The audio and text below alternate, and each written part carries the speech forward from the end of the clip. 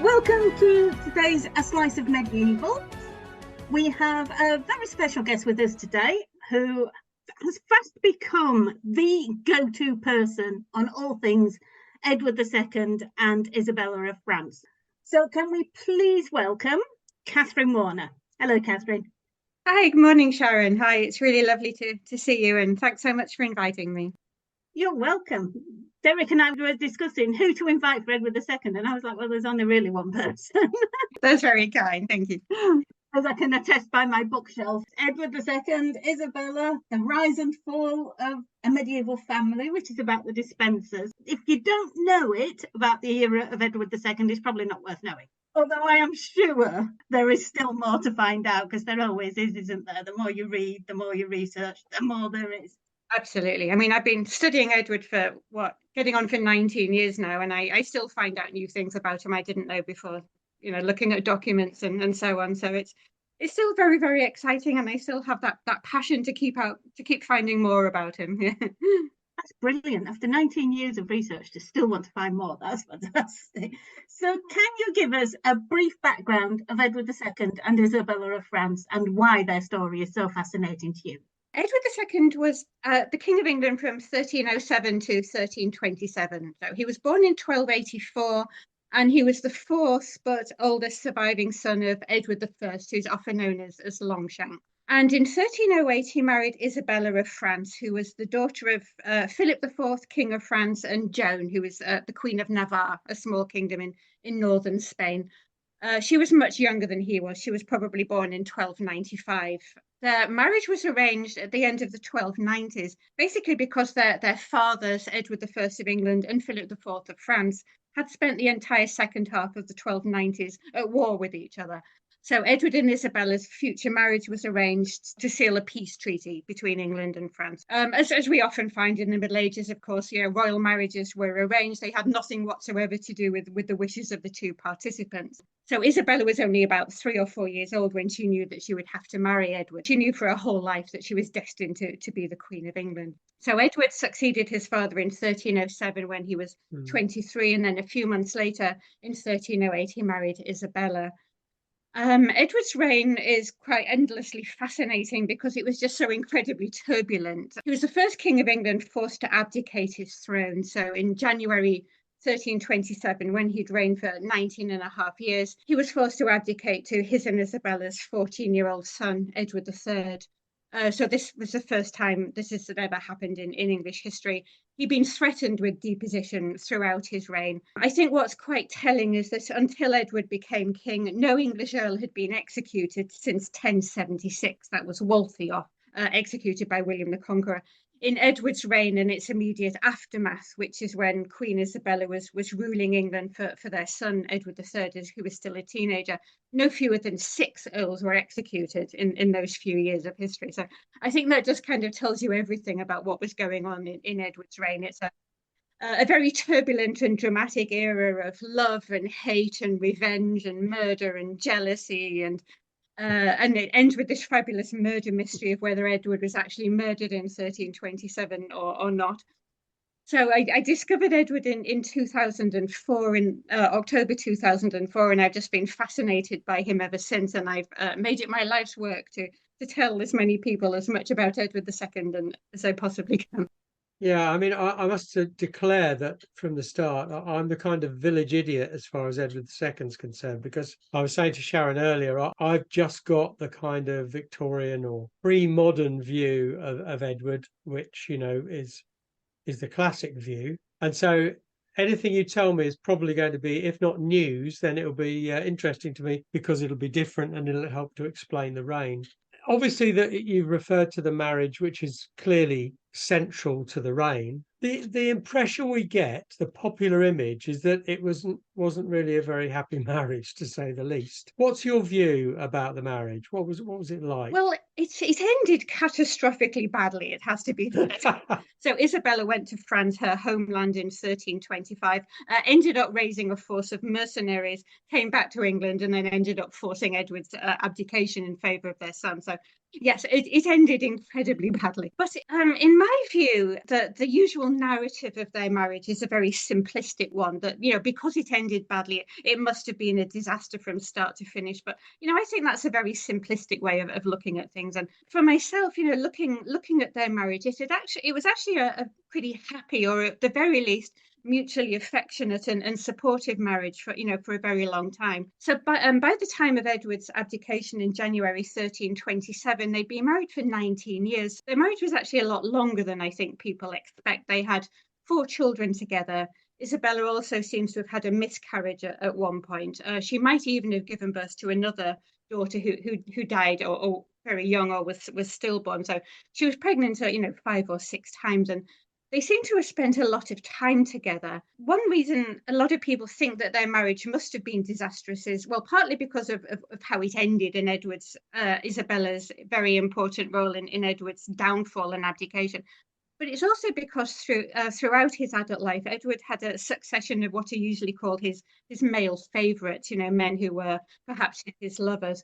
Mm. And I think therefore a lot of people assume that, he was, therefore gay, and then couldn't possibly have been in love with Isabella, or, fulfilled any of her needs. But yes, again, I think actually that he was perhaps more bisexual than gay, and their marriage does seem to have been a mutually affectionate one. So in 1325, when Isabella left for France, and she wouldn't return for another 18 months, and then it was at the head of an army, she sent Edward a letter, and in the letter she called him "my very sweetheart" 5 times.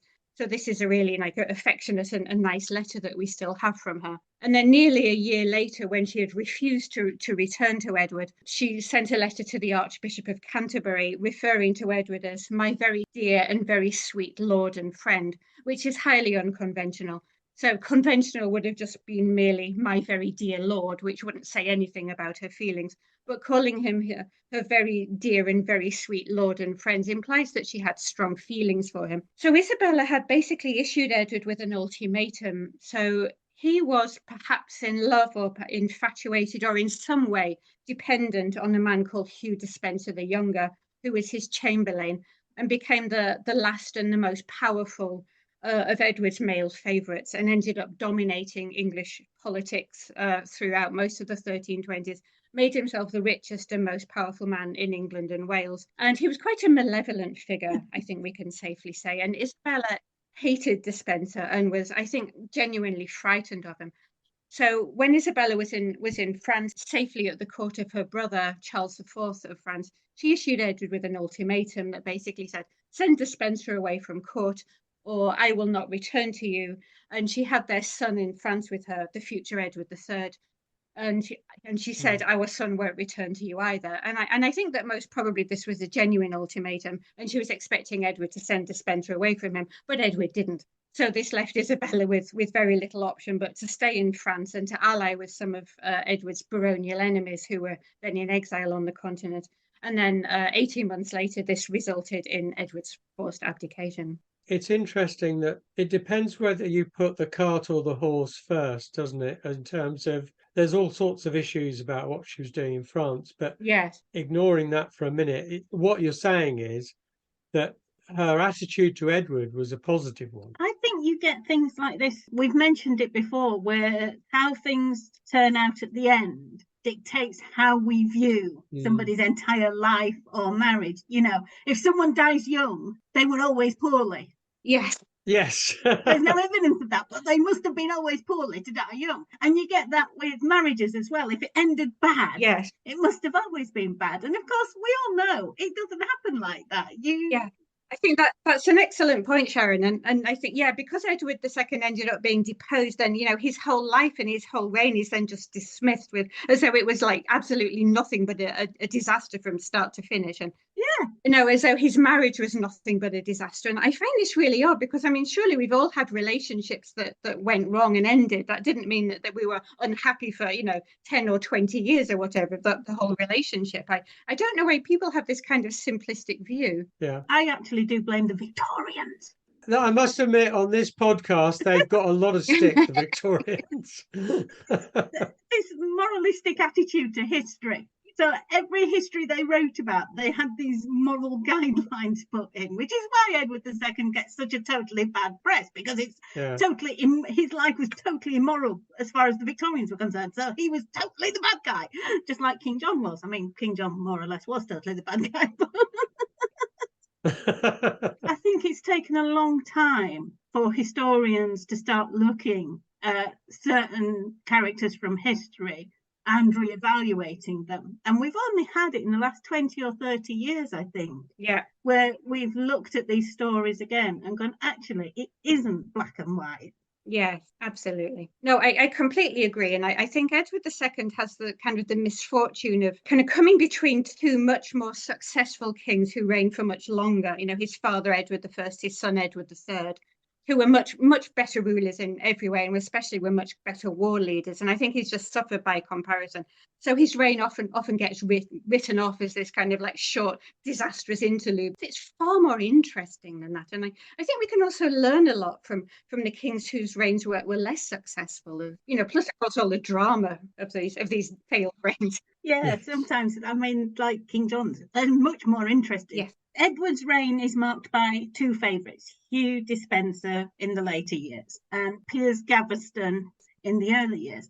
Now, if I remember rightly, Gaveston and Isabella actually got on quite well, didn't they? Yes. So one feature of Edward II's reign, I mean, even in Edward's own lifetime, really, and certainly carrying on 700 years later today, is to kind of to mix up these two royal favourites and act as though they were basically the same person, as though everything about them was exactly the same. But of course, they were very, very different people.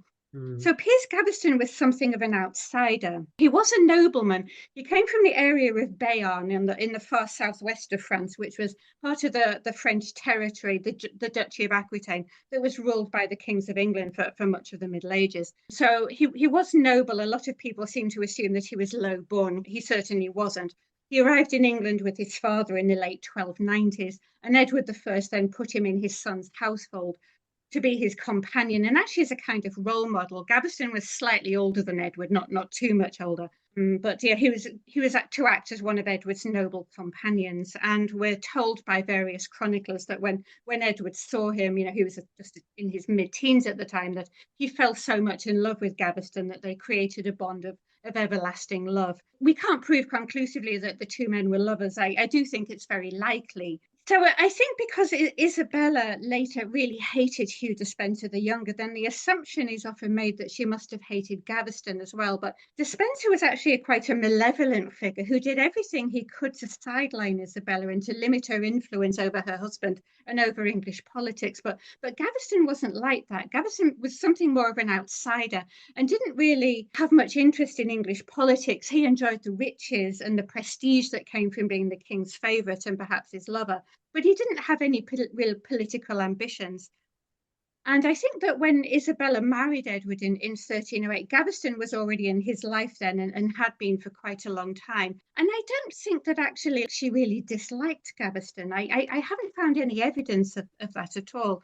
I think actually they might have got on quite well. And I think what we also have to remember is that Isabella was only 12 when she married Edward. Yes. And, he was 23. There was a massive age difference. Isabella didn't become pregnant until 4 years after she married Edward when she was 16. So it's highly likely that they didn't live together as husband and wife for at least 2, perhaps 3 or 4 years of their marriage. And again, there's this assumption that she must have seen Gaveston as her rival for Edward's affections. And it's, again, this, I think, rather simplistic idea. It's as though Edward's heart was a cake, and because Gaveston had a place of it, that automatically meant there was less left for Isabella. But, I don't think, people's relationships really work like that. And when you look at, they had was it 4 children? Yes. And also another important point is that Isabella was already 4 months pregnant with the future Edward III when Gaveston was killed by some of Edward's disgruntled barons in June 1312. Edward III was born in November 1312. And Gaveston had also had a child with his wife, who was one of Edward II's many nieces, in January 1312. And interestingly enough, both of the men fathered illegitimate children. So whatever the nature of their relationship, it didn't impede their relationships with their respective wives. And it also seems that they both had, outside relationships with other women as well. I mean, they must have done, the mothers of their illegitimate children. So again, I think it's just more complicated than we might think. There was a lot of hostility to Gaveston, though, from some of the nobles. Was that jealousy, or did he do anything in particular which annoyed individuals? An interesting question, because when I look at what Gaveston actually did, I find it hard to comprehend and explain the intense hostility that the barons and a lot of the common people of England showed towards him. Because his actions don't really seem to merit this kind of absolute loathing that people felt towards him. Several chroniclers do point out that he was very supercilious and arrogant and kind of looked down his nose at people. So I think he just really got on people's nerves. Rubbed them up the wrong way. He kind of like swanned around court going, "Oh, look at me, aren't I great?" Because, Edward made him the Earl of Cornwall, which up to that point had only been a royal title. So I think that there was a lot of jealousy towards Gaveston. He was often at court. He had a lot of influence over Edward. So we learn from 1 or 2 chroniclers that Edward would ignore the other barons and would only talk to Gaveston. So he was always there. And though Gaveston was a nobleman by birth, his father wasn't an earl, his grandfather wasn't an earl. So I think that there was a lot of feeling that he was in a position that his birth didn't really merit. And in February 1308, he played a very prominent and significant role in Edward and Isabella's coronation in Westminster Abbey. So in the procession into Westminster Abbey before the coronation, he was just in front of Edward and Isabella, so was therefore in prime position, and was also dressed in royal purple, which I think really kind of offended people. Well, formal occasions were very important, weren't they, in that time period? Yeah. In setting the tone and establishing a person's sort of street cred, as it were, amongst the nobility. Yeah. Was he the one? Was he the one who came up with sort of nicknames for some of the barons, or was that somebody else? I have some vague recollection. Yes, you're right, Derek. Although the only one that was actually recorded contemporarily was the nickname that he gave to Guy Beauchamp, Earl of Warwick. He called him the Black Dog of Arden.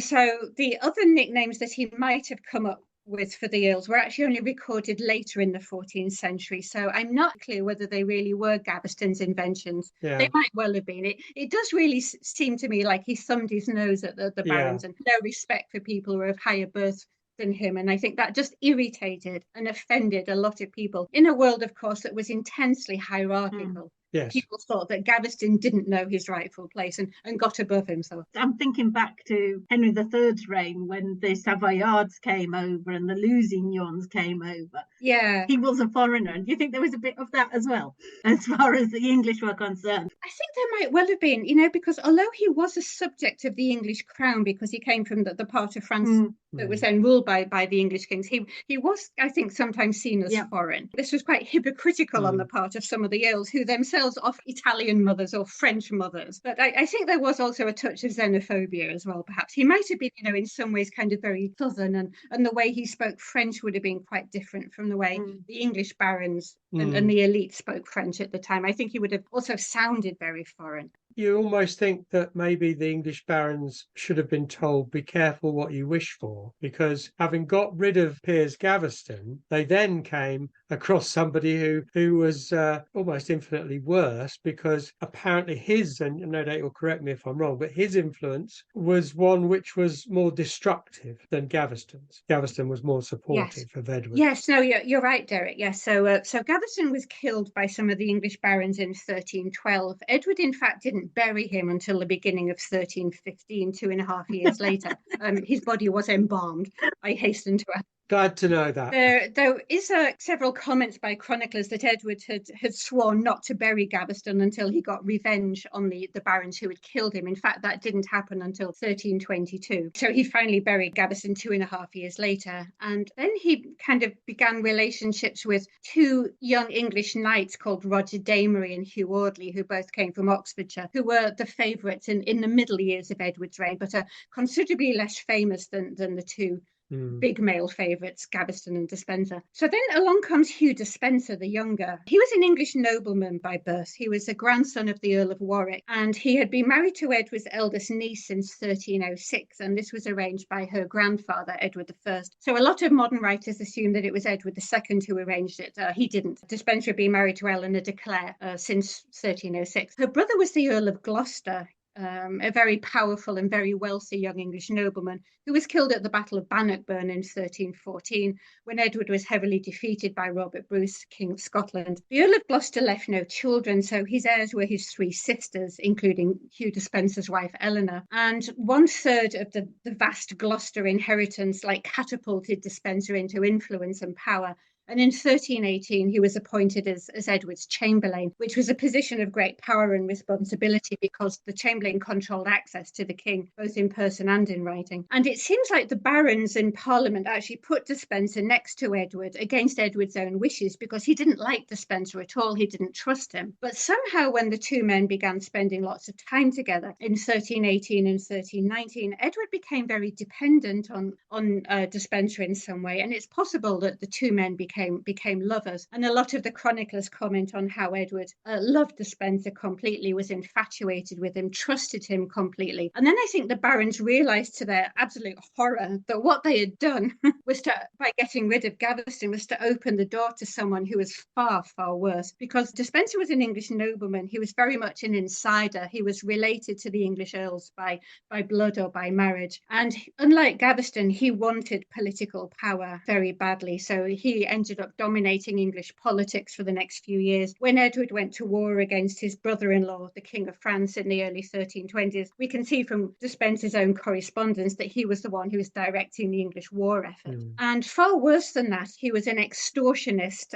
par excellence. He was an equal opportunities extortionist. He took money and lands from men and women and rich and poor. So he was very much into blackmail, extortion, false imprisonment. He was briefly exiled from England by his enemies in 1321 and became a pirate in the English Channel. I mean, literally a pirate. That's the kind of man he was. But he was quite dangerous. He was highly manipulative, highly intelligent and ruthless, and wasn't scared to hurt people, to imprison them, to harm them, even to execute them, basically to get what he wanted. So yes, by killing Gaveston, the barons only just made matters a lot worse for themselves, for Edward, and most importantly for the Kingdom of England. Why did Edward rely so much on the Despensers? Because you get every now and then that Edward probably didn't want to be king and didn't actually like being king. He liked, the hunting and things like that, but actually ruling wasn't his strong point. So is that what it was? He let the Despensers do the bits he didn't like? I think actually you put your finger on it, Sharon. Yeah, absolutely. So Edward was a very unconventional man by the standards of the time. He enjoyed engaging in what was then called rustic pursuits, thatching roofs, digging ditches, doing woodwork and metalwork, going swimming, this kind of thing. So I think he just liked to kind of check out of ruling. He hated attending Parliament. He just found it really boring. It just wasn't his thing at all. And I just think that with Hugh Despenser, he'd found someone who was actually very, very much interested in ruling and enriching himself at the same time. So I think Edward just almost kind of checked out and let Despenser get on with it. And so Despenser's father was still alive. He was Hugh Despenser the elder. Edward II made him Earl of Winchester in 1322. He was 20 odd years older than Edward and had always been a close ally of Edward, perhaps a friend and a kind of father figure. But until his son became Edward's favourite, he didn't have the same kind of influence that he enjoyed later on. So it was Despenser the younger, I would suggest, was Edward's lover, perhaps, or the object of his infatuation and his trust and love. But Hugh's father also became very influential. And they both ended up being executed by Queen Isabella and her allies after her invasion in 1326. These men are all older, aren't they? It's like big brothers that he never had because Alfonso died when just after he was born and things like that. I wonder if there's anything in that. Despenser was a bit younger, not much younger, but they were quite close in age. But yeah, Gaveston was older. Despenser's father was obviously quite a lot older. Yeah, as you just said, Sharon, Edward had three older brothers who died in childhood. They were John, Henry, and Alfonso. They died at the ages of 5, 6, and 10. And it's just interesting to contemplate, really, like what would have happened if one of them had lived and, had been alive in 1307. What one of them would have become King of England instead, and then the whole of English history would be very different. Just get this idea that Edward I was always critical of Edward II. So you wonder how many times he got, if Alfonso was still here, he would have done it like this. I think it's it was also perhaps strange for Edward that obviously he knew he had three older brothers, but he couldn't have remembered any of them because two of them died long before he was born. And then Alfonso, the third brother, died when Edward was only 4 months old, making him heir to the throne. So it must have, I think, been quite strange to hear if Alfonso would have done that properly. Yeah, especially given how Alfonso was 10 when he died. So he would have had a personality. They would have known who he was going to be if he'd lived. Absolutely. And isn't it a great what if that England could have had a king called Alfonso? Yeah. What a tragedy for us all that he died. So you said right at the start, it's a very turbulent reign, lots of executions later on, and of course these two great favourites. So where does the blame, in a sense, if we can use that word, we probably can't, but where does the responsibility lie for the problems of the reign? Is it something in Edward's own character, inclinations, or does it happen to him? I think that Edward must be held primarily responsible for all the things that went wrong in his reign, though I also would like to just say at this point that he did actually inherit a difficult legacy from his father. So when Edward I died in 1307, he left debts of something like £200,000, which in modern terms must be billions. There was a kind of an ongoing war with Scotland that, and no English king would ever actually really conquer Scotland. There were somewhat uneasy relationships with both the Pope and with the King of France, the most powerful man in Europe. So Edward was left a difficult legacy, but then it also has to be said that he was very much not the man to fill his father's boot. So he wasn't a war leader in any way whatsoever. He was one of these men, I think, who was born to be a follower, but unfortunately for him, he was born into a hereditary monarchy, was the oldest surviving son of the king, and it was just his misfortune, and then also more importantly, his subjects' misfortune, that he was the man who succeeded his father. And throughout his reign, he just lurched from one crisis to the next. And despite this difficult legacy, I mean, it really has to be said that most of these crises were of his own making. Firstly, because he was the kind of man who was ruled by his heart and not by his head, so was dominated by his own personal feelings and vendettas, but also his loves, especially for Gaveston and then later for Despenser. And he also had no capacity whatsoever to learn from his mistakes. So we had the whole Gaveston situation. Gaveston was exiled from England 3 times. Edward brought him back on every occasion. Then 10 years later, Hugh Despenser was also exiled. Edward brought him back, and then things just got worse and worse. And I think that, by 1326, I just think, Queen Isabella and probably many others just realized that things just, were never going to change, that even if they killed Despenser, then, Edward would mourn for a while, then he'd get himself into a position where he was stronger, where he'd be able to take revenge on everybody who killed Despenser. Then he'd get a new male favorite who would be also awful. And then the whole cycle was just going to go on and on and on. And in 1326, Edward was only 42. And his father had lived to be 68. His grandfather, Henry III, lived to be 65. So they were looking at another 25 years. I think, yes, this is just Edward's fault. Oh, poor Edward.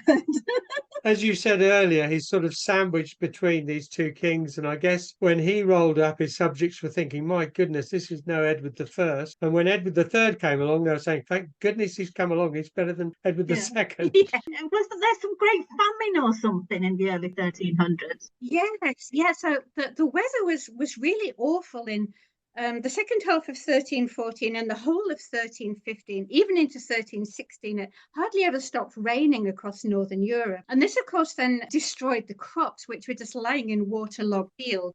So the harvest failed catastrophically across England, but also across Northern Europe for two or 3 years on the trot. And this led to a period called the Great Famine between 1315 and 1318. And it's thought that up to 10% of the entire population died of starvation or malnutrition. So Edward tried to do what he could about this, but this was just a natural disaster. Even the climate was against him. Yeah, because if it was the whole of Europe, you couldn't import grain from anywhere else to feed people. Sometimes if it's just England, you can get it from somewhere else. But if it's the whole of Europe. Absolutely, yeah. I mean, the 14th century is not a great place to be alive because, you get past the Great Famine and 30 years later, along comes the first pandemic of the Black Death. Yes. So his reign is it an abject failure, or were there some good points? Well, I think the political and the military sense, it was an absolute disaster. So there was only one military victory in Edward's entire reign. That was the Battle of Boroughbridge. And that was against the English.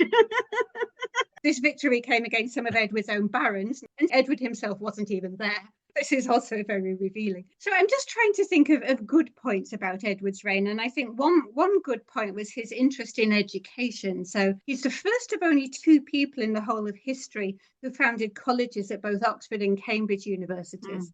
The other one was Henry VI, who was Edward's great-great-great-grandson. Edward was also involved in the founding of a university in Dublin in 1312 that he supported. It didn't last very long, but he was, involved in that. So I think his interest in education is very, nice and interesting and positive. And one of the very few other things I can think about was in 1325-26, I've looked at Edward's accounts extensively, and he actually hired several women in his chamber, which is absolutely unheard of because great households at the time were always consisted entirely of men, except for the lady of the house's personal attendants and the nurses of the children. So just to hire women in the first place was really spectacular.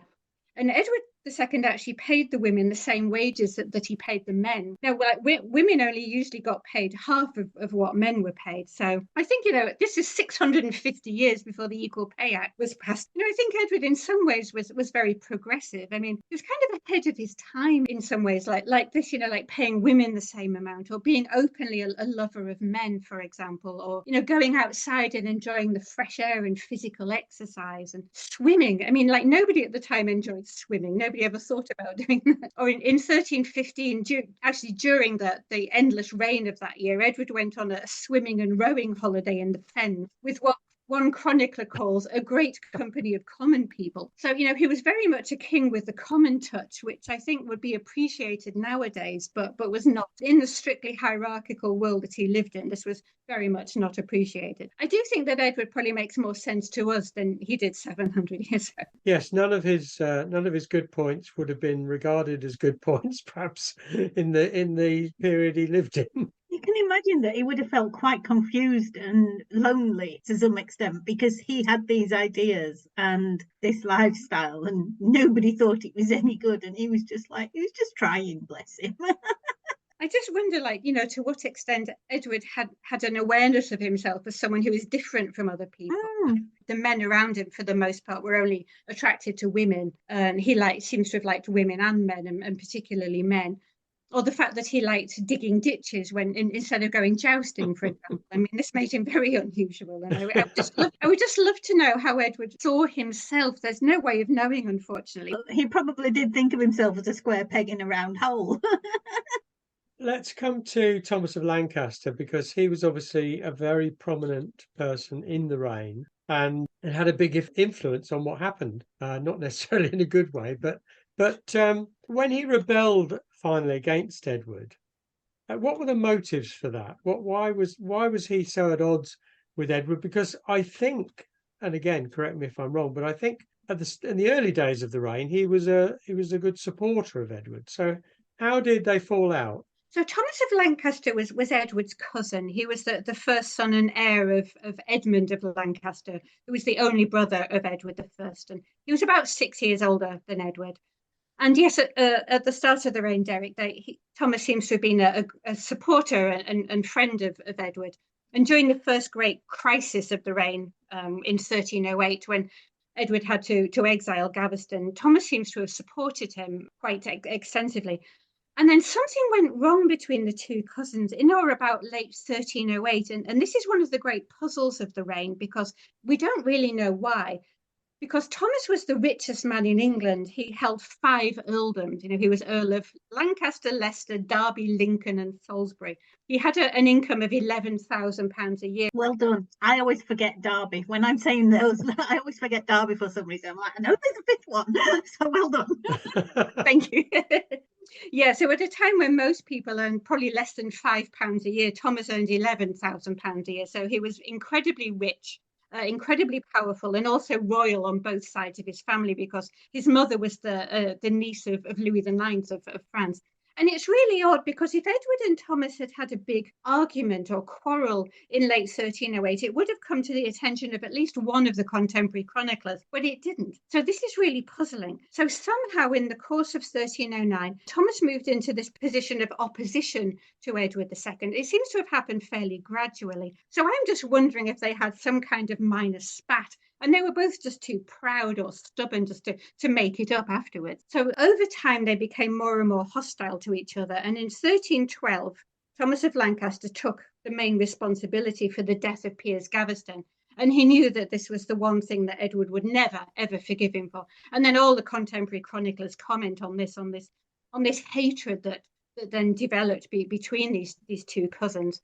And throughout much of the 1310s, they were really at loggerheads, and they both kind of marched around England with large armed forces, kind of ignoring each other. And so this was really like disrupting the whole situation in England. So a group of barons and bishops managed to get the two men together in 1318, and they sealed a peace treaty, which only lasted for about 13 months. By this point, they just couldn't talk to each other anymore. Whatever had gone wrong had just gone horribly wrong, and Edward just refused to forgive Thomas of Lancaster for Gaveston's death and swore to get revenge on him. So they moved back into opposition. And then in 1321, there was a rebellion, which Edward II himself called the Contrariant Rebellion, which was basically aimed at Hugh Despenser in South Wales. So Despenser was Lord of Glamorgan. This was his and his wife's inheritance from her brother, the Earl of Gloucester. So Despenser just kind of like bombs into South Wales and starts annoying everybody and disrupting everything. So the Marcher Lords launched a rebellion against him, and by extension Edward, who was supporting him. And though Thomas of Lancaster wasn't himself a Marcher Lord, by this stage he just hated Edward so much that he was willing to support any kind of rebellion against him. So he was seen as the leader of this baronial rebellion. To cut a very long story short, a royal army, not led by Edward, defeated the Contrariant rebels at the Battle of Boroughbridge in 1322, and Thomas of Lancaster was then executed outside his own castle of Pontefract 6 days after the battle. So I do find with politics of this era, because of course there was no such thing yet as political parties, so there was no party line to toe. So politics was intensely personal, and the powerful men in England just kind of acted on whatever suited their own purposes. So it can actually be quite difficult to track their careers, because they seem to be supportive of Edward at one point, and then the next year suddenly they're his enemies. Like Yes. Yeah. The Earl of Arundel, for example, was one of the men present at Piers Gaveston's death in 1312. But then in 1326, he was executed by Queen Isabella as a strong supporter of Edward. And this is how it goes in Edward II's reign. It's just, what suits my purpose and my own interests at any given time. So I don't see Thomas of Lancaster's opposition to Edward II as particularly principled. I just think it was caused by, hatred, jealousy, just personal feelings, really.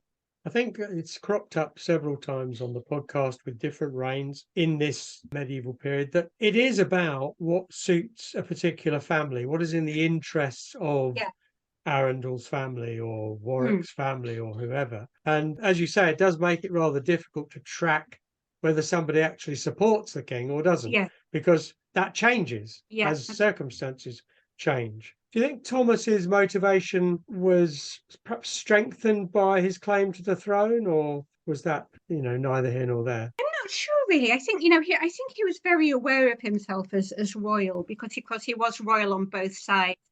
As well as being Edward II's cousin, he was also the uncle of Edward's queen, Isabella, rather confusingly. So his older half-sister was the Queen of Navarre in her own right, then married Philip IV, King of France.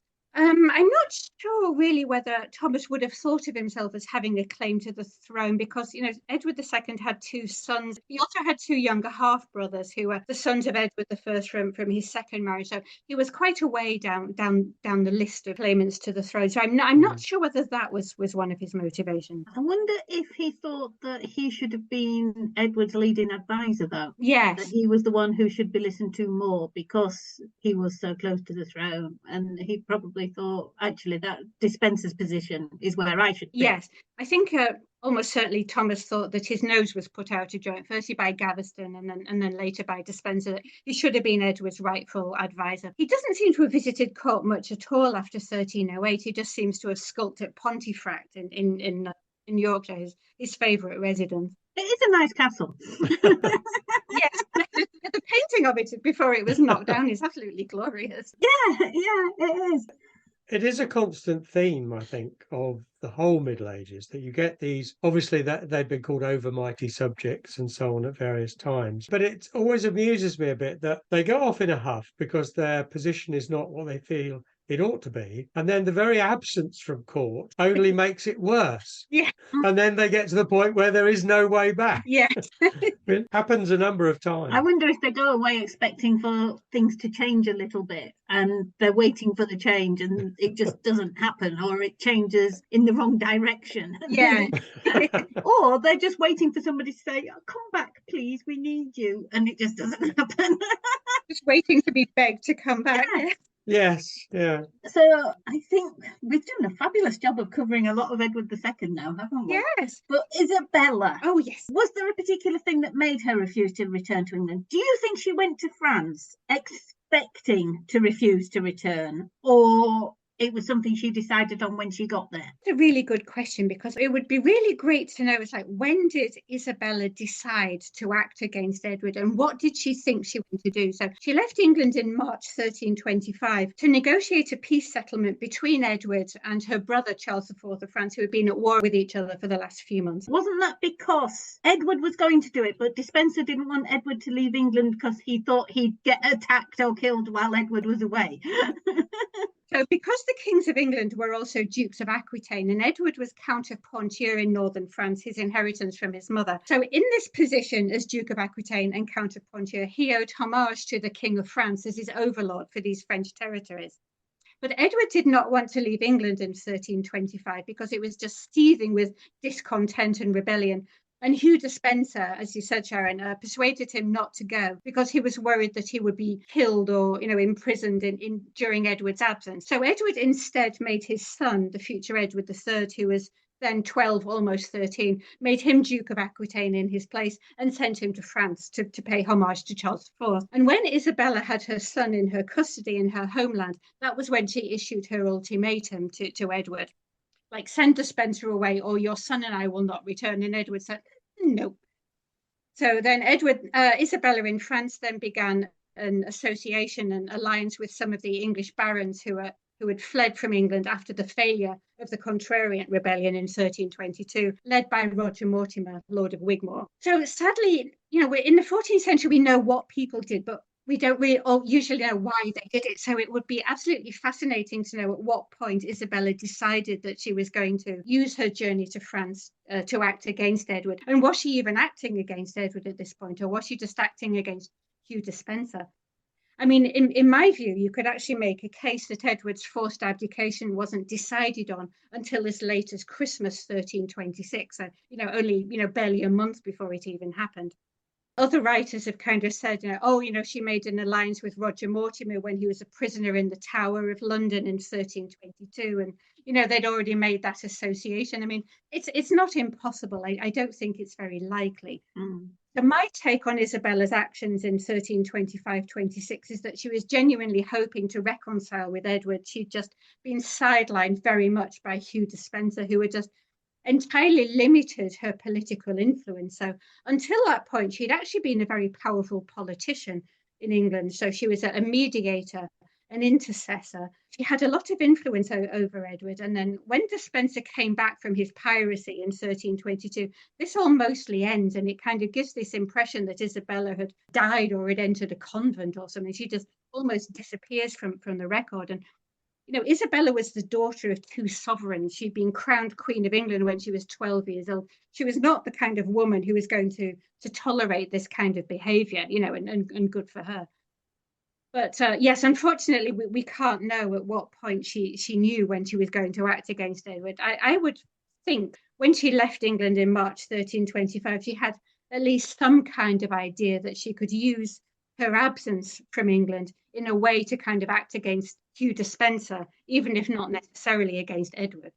The interesting thing, and it sort of illustrates what you were saying earlier about Edward II not actually being politically a very good king, a very astute king, because the very last thing you should do is send the heir of the throne out of the country into the arms of somebody who might create problems for you. I mean, it's crazy, really. It's the last thing you should do. Yeah. But by doing so, he gave Isabella a much more powerful weapon than she had on her own. Yes. I think, by the autumn of 1325, that Edward had basically painted himself into a corner, where all the options available to him were just fraught with risk and possible danger. So I do think there's a chance that if he had gone to France by himself, that he might have been kidnapped by the English barons who were in exile over there, or he might even have been assassinated. And then 700 years later, we'd be saying like, oh my goodness, how could he have been so stupid as to go to France? Yes. He could have sent his son instead. I think he just reached that point in the reign where, everything he did was just going to lead to disaster in one way or another. I think like his main error wasn't so much just to send his son, but was to send his son unmarried. So at this point, the future Edward III was betrothed to the sister of the King of Castile in Spain, but they weren't married yet. So Isabella was able to use her son's marriage as leverage.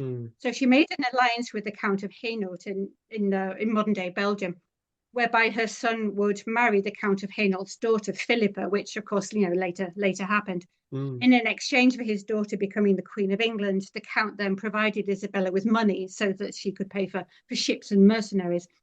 So if the future Edward III had actually been married in 1325-26, then again, things might be very different because Isabella wouldn't have had that possibility. What about the relationship with Mortimer? A lot has been written about that. Yes. What's your take on their relationship? Well, my take is that at least at first, in late 1325 and 26, they were political allies whose aims happened to coincide. They both wanted the end of Hugh Despenser. Because Mortimer had fled from England. He escaped from the Tower of London in August 1323 and was at large on the continent. So basically, at this point, he was an important English baron and a very experienced soldier and administrator and leader. But at this point, he was basically just an escaped fugitive. And he wanted nothing more than to go home, to get his lands back, to get his family back, to have his income, his political influence back. And Isabella also wanted the end of Hugh Despenser so that she could then regain her position as Edward's wife and partner and queen, and also, as an important politician. So Isabella and Mortimer's relationship has been absurdly over-romanticized by a lot of modern writers, unfortunately, who make out that it was like one of the greatest romances and love affairs of the Middle Ages. I mean, there's really no evidence for that. Probably they did become lovers at some point because they did have an association for the best part of 5 years. And it certainly seems that Mortimer was very, very important to Isabella, in the same way perhaps that Hugh Despenser was very important to Edward. As Edward and Despenser were probably lovers at some point, then Isabella and Mortimer were probably lovers at some point. But I don't actually believe that Isabella committed adultery. I think that if she did have a sexual relationship with Mortimer, it happened later after Edward II's death.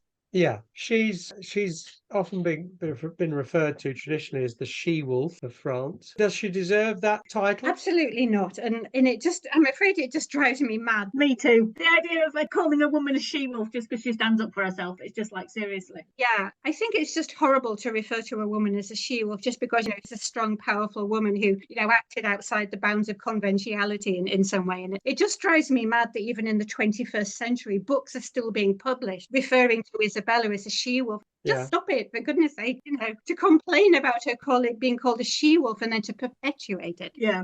I'm so glad you said that, Kathryn, because I'm exactly the same. Every time I see it, All About History magazine asked me to write an article on she-wolves. That's the title, but I'm like, I don't believe that women are she-wolves just because they're strong women. I mean, I find it very misogynist and sexist. I think horrible. Yeah. Where does it come from? Do you know? I mean, where does that originate? Well, it was actually, I believe, Shakespeare who created the name and actually then applied it to Margaret of Anjou, who was the wife of Henry VI.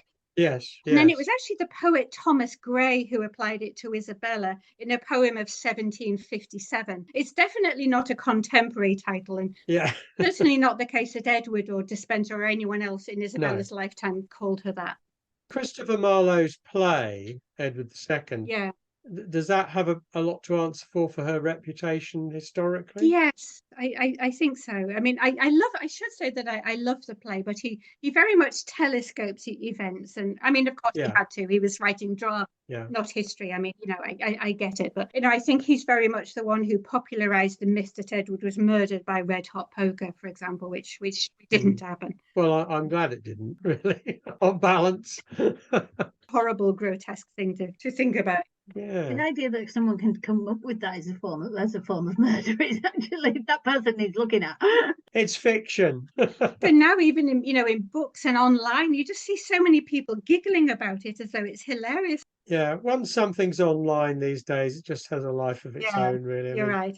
It's almost impossible to stop it. It is, yeah. Who is your favourite, Edward or Isabella? Well, I love both of them, and I do think that unfortunately there's often a tendency to set Edward and Isabella up in opposition to each other. So one of them has to be the villain and therefore the other one has to be the victim. I mean, I have a massive amount of sympathy and affection for both of them. And, I think, we can sympathize with them in their different ways and think they're in a difficult situation.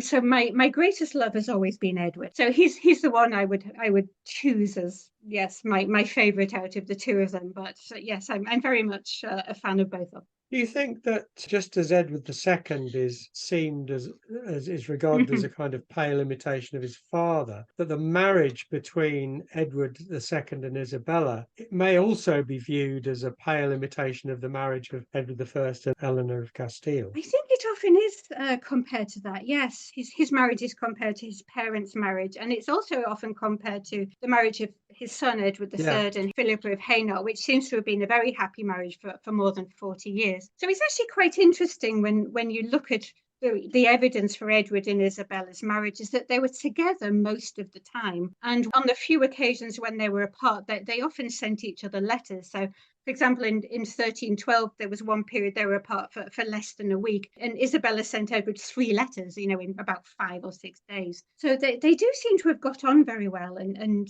for a very long time. But, as we were saying before, because it ended badly, as Sharon said, it's like, the ending of something is then taken to represent the whole, which is rather unfortunate. I think you could also possibly argue that Edward and Isabella's family life was actually healthier than Edward I and Eleanor of Castile, because Edward and Eleanor appear to have been so caught up in each other and were happy to be away from their children for 3 or 4 years at a time. And even returning from crusade, they dropped their child off with Eleanor's mother and then went back home and left her there for, what was it, 2 years or something, Joan of Acre, with her grandmother before recalling her. And they were quite happy to leave their kids and go off. I think, what was it, May 1286 and August 1289? Yeah, Edward I and Eleanor of Castile left England and left their small children behind. Yeah. So the future Edward II was only 2 years old when they left and then was 5 when they returned. Yeah. It was Dover, wasn't it? And you can imagine these 3 kids lined up at Dover. Edward wouldn't have been able to remember his parents. It's like, oh, here's your mum and dad. Oh, hello, welcome home. He's like, no, he's been hiding behind his nurse's legs, poor kid. I think Edward II and Isabella seem to have had a closer relationship with their children than certainly Edward and Eleanor of Castile did. I'm not a fan of Edward I and Eleanor of Castile in different ways, but I think especially as parents, they're not great. And for that reason, I actually do really like Henry III and Eleanor of Provence, who were incredibly loving and affectionate and caring parents. And it makes them very human to me and very, very likable. Definitely.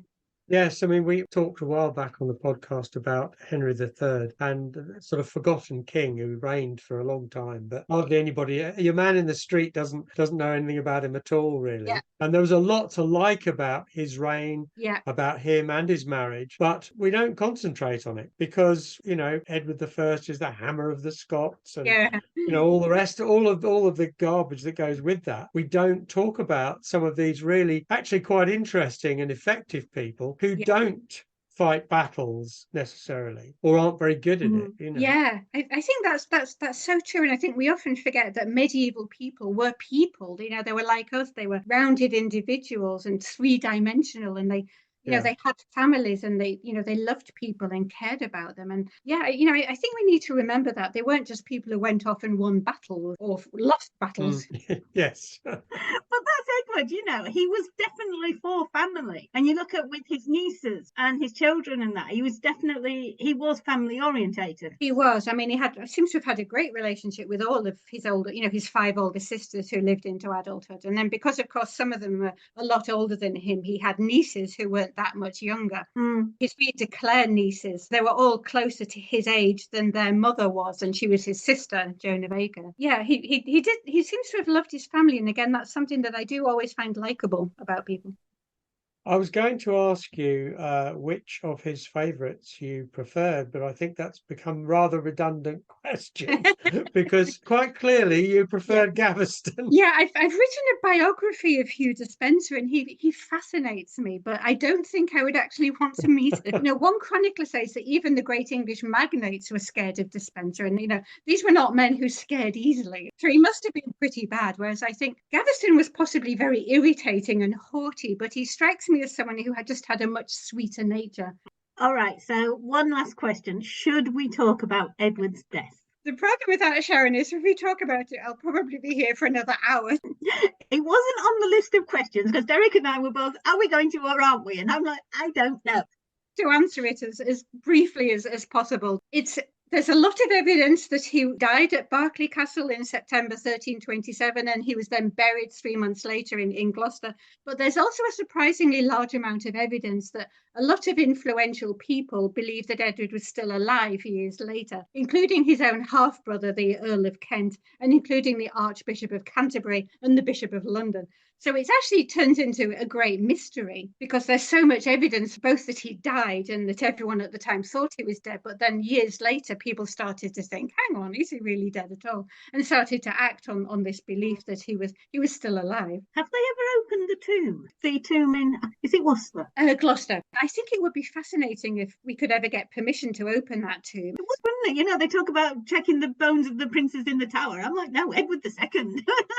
I mean, but when even the Archbishop of Canterbury says nearly 2.5 years after Edward's death, he tells the Mayor of London in a letter that our liege Lord Edward of Carnarvon is alive and in good physical health and in a safe place. And you think, well, if an archbishop is saying that, that's a bit bizarre, isn't it? So, it's weird, isn't it, really? I mean, yeah, it's very, very weird. And was that something that was sort of mentioned only in private letters, or was there no cult or anything of people believing that he was alive? The odd thing is that all the English chroniclers of the 14th century wrote that he died at Berkeley. I mean, the red hot poker was a minority opinion that came later.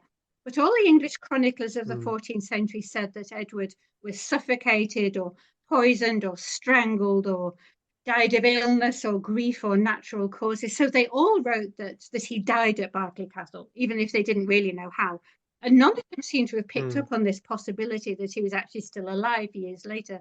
But yeah, there were some influential people who had known Edward really well.